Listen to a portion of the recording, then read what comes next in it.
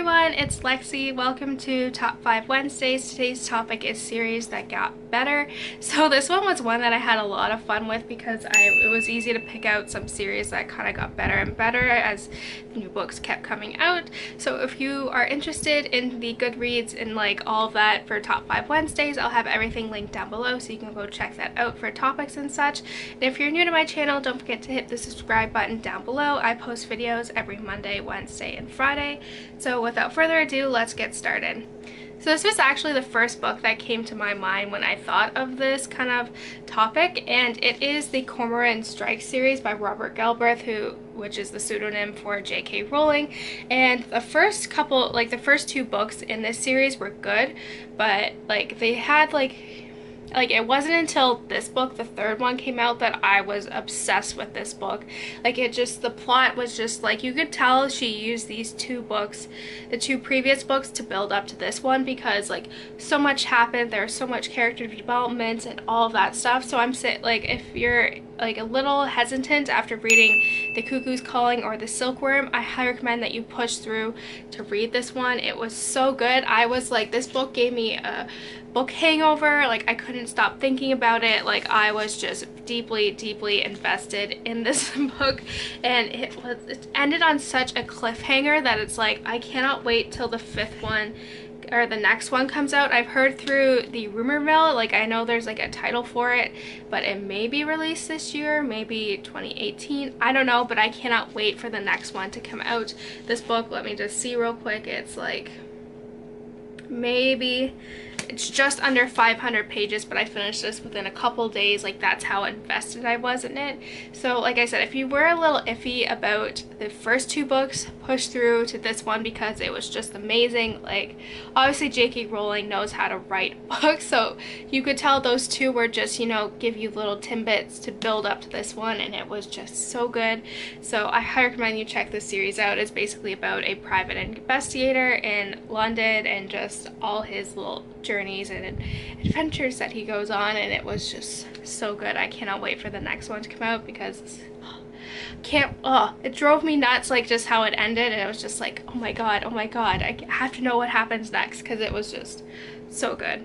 So this next one is one that is a series that kind of has mixed reviews. Either people love it or hate it, but I love it. So it is the Queen of the Tearling series by Erika Johansen. This follows a girl named Kelsey who was like queen. She was basically queen, but her mother sent her away to live with this couple in the woods because people were trying to kill her and to protect her. So when she turns 18, she has to go and reclaim her throne, but there is a lot of political stuff going on with a neighboring monarchy and king, like all that stuff, and like there's like women are kind of seen as second-class citizens and they're used for their bodies, and there's a lot of stuff going on there, and just kind of conflict between church and state and all this other stuff. I really loved it because it's more of like, I think a lot of people have problems with it because it does deal with some of these topics that are discussed. Like there's some quotes in here that I laughed out loud that Kelsey said.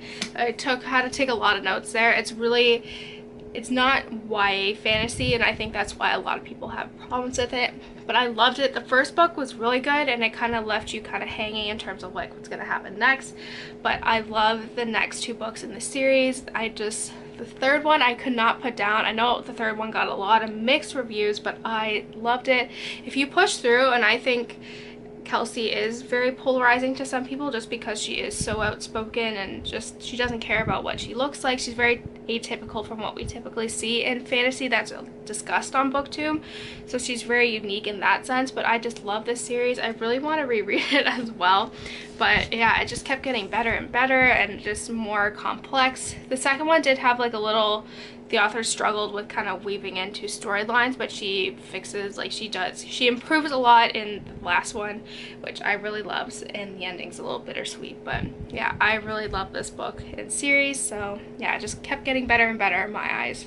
So this is one series that I don't think is talked about a lot on BookTube, but I talk about it a lot on my channel, and it is the Rizzoli and I series by Tess Garretson. This is a series that I started reading going into grade 10, and I just loved it. I think it's not that they started out bad and got better. They start out good good and they get amazing, because it's like, how can the author top the next one? Like, I'd read it and be like, that was amazing, and then I'd read the next book in the series and it just kept getting, each book kept getting more complex and just so much better. I love this series. This is the series that kind of got me into the crime genre, and I just love it. Like, it means so much to me, I think, because I was going through a lot when I was reading them.